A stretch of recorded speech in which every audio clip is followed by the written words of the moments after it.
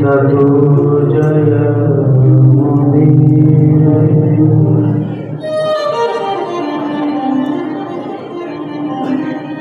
आए हैं सो जाएंगे,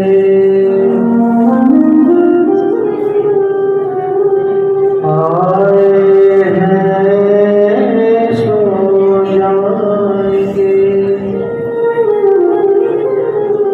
राजा रंग फकीर कोई सिंहासन चढ़ चला और कोई बना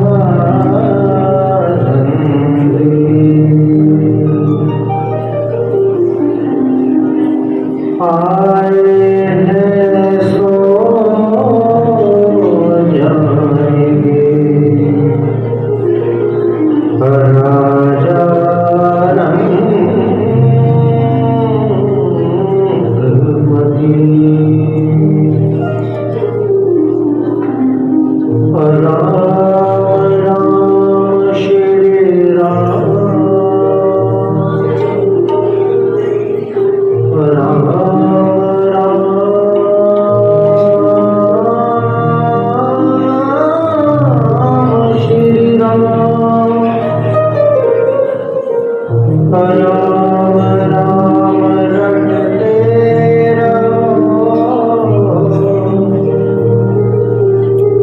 जब तक घट में प्राण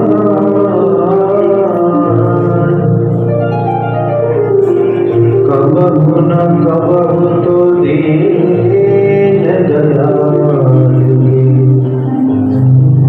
भनक पड़ेगी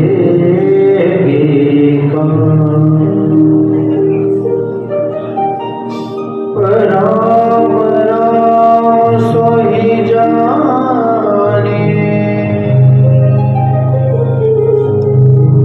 जो रमता सकल जहां।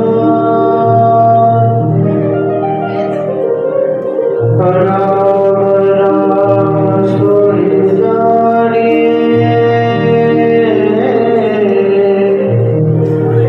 जो रमता सकल जहां।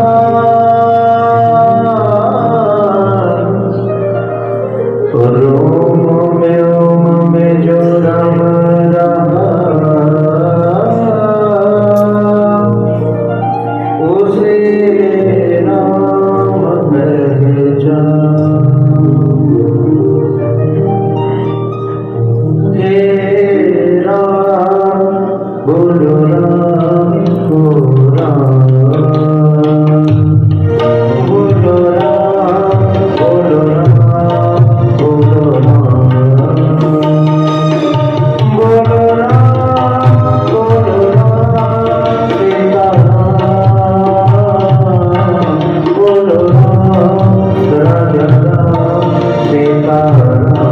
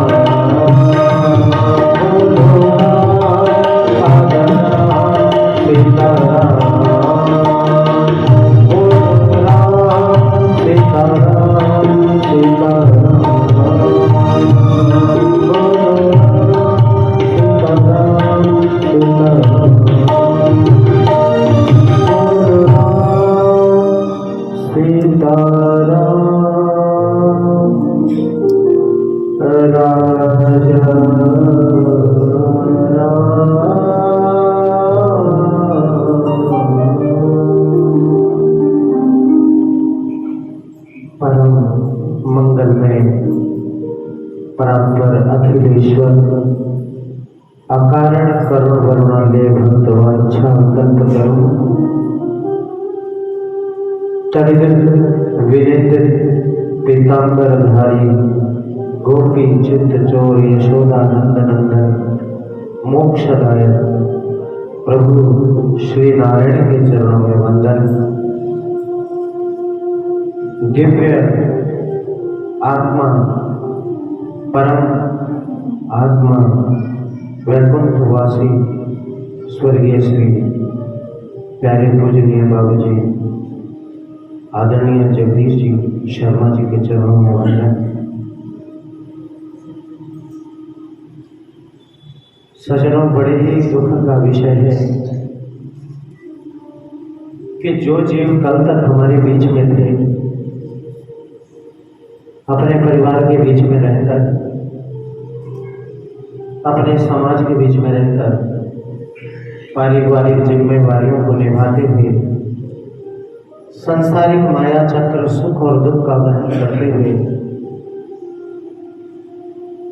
हमारे बीच में थे, हमारे साथ थे।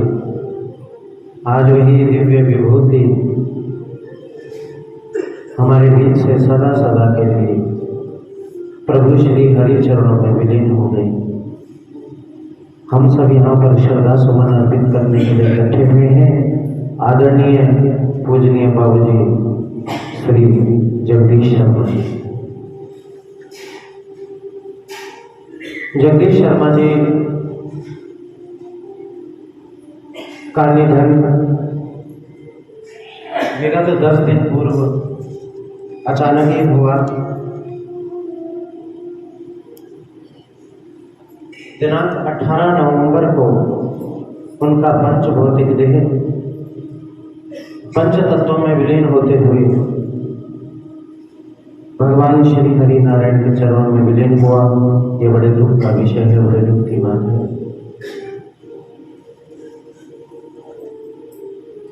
लेकिन सज्जनों, सत्य भी यही है। भगवान गरुड़ से कहते हैं कि हे गरुड़, जातस्य ही ध्रुव मृत्यु, जातक का जो जन्म होता है वो होता ही मरण के लिए है, और जो मरण होता है वो होता ही जन्म के लिए है।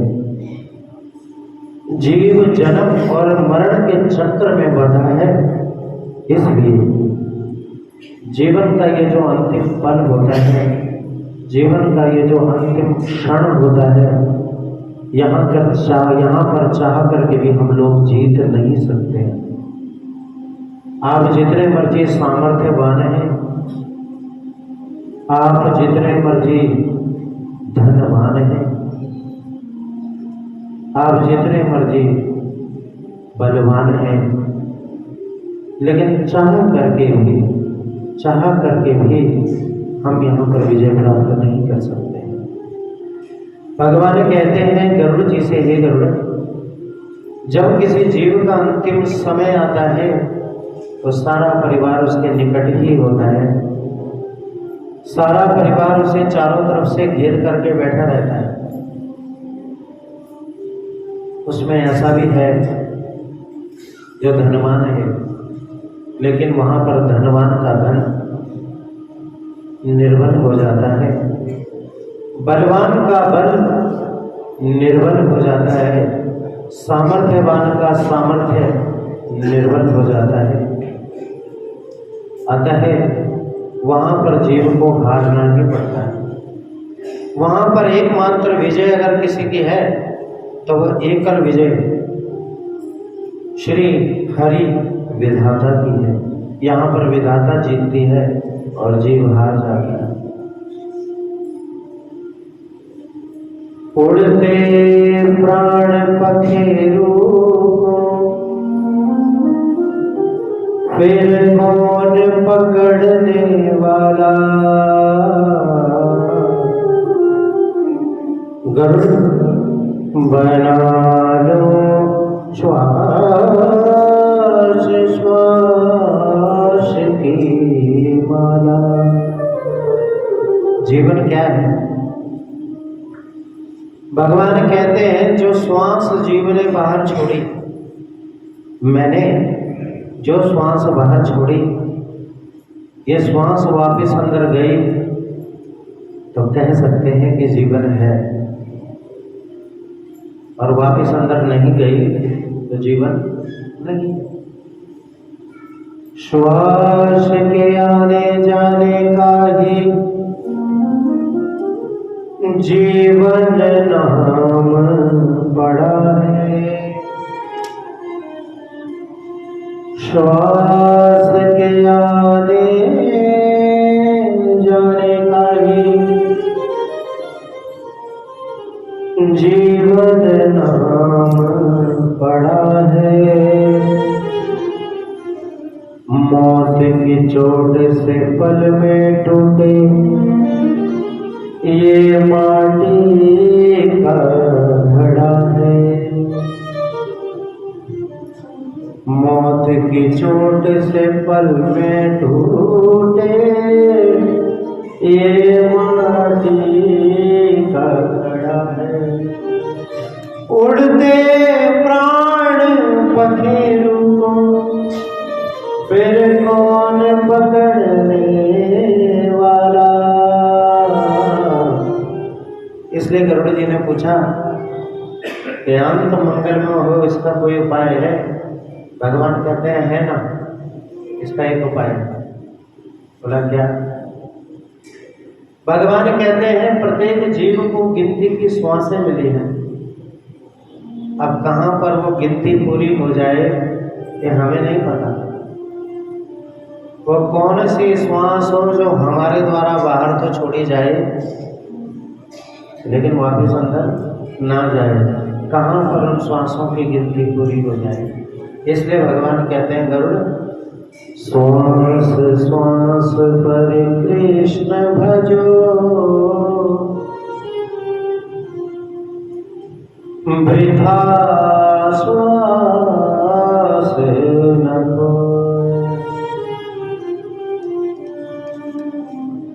ना जाने इस श्वास को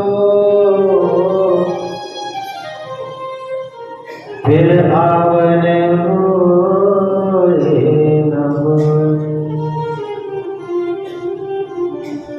इस संसार का प्रेम आपके साथ कब तक है?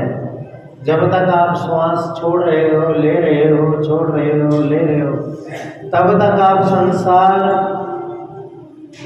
के साथ हो और संसार आपके साथ है। जिस दिन वो श्वास आने बंद हो गई, धड़ाम से कटे हुए वृक्ष की तरह भूमि पर गिर जाओगे। और जो आपको सबसे ज्यादा प्रेम करते थे, जो आपसे सबसे ज्यादा स्नेह करते थे, वही आपसे 10 कदम पीछे हो जाएंगे। वही आपसे 10 कदम पीछे हो जाएंगे। ये श्वास रुक जाने के बाद परिवार के, समाज के, समुदाय के 4 लोग इकट्ठा होंगे। जीवन की सच्चाई सुनना लो सज्जन। 2 6 फुट के बांस लेकर के आएंगे। उस निर्जीव काया को उठा करके उन 2 बांस को डंडों पर कस के रस्सी से बांध देंगे।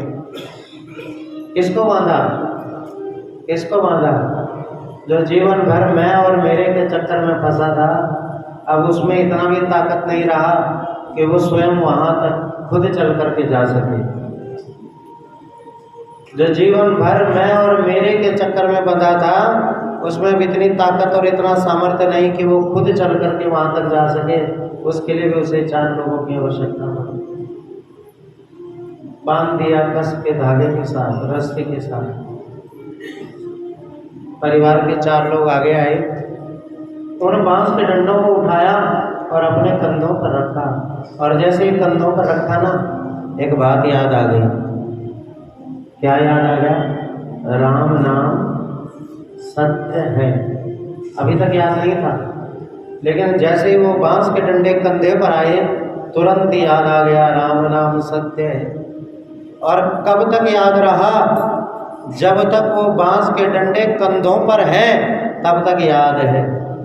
जैसे ही वो बांस के डंडे कंधों से उतरे, सजनों, वही दुकान याद आ गई, वही मकान याद आ गया, वही संसार, वही माया याद आ गई। लेकिन जब तक वो बांस के डंडे कंधे पर थे, तब तक केवल राम का नाम सत्य है, ऐसा ही याद रहा। ना जाने कितने को हम इन कंधों पर छोड़ आए, ना जाने कितनों को हमने कांधों पर जाते हुए आंखों से देख लिया। हमारा ऐसा दुर्भाग्य कि ना जाने कितने के यहाँ हमें शोक विलाप करने के लिए जाना पड़ेगा।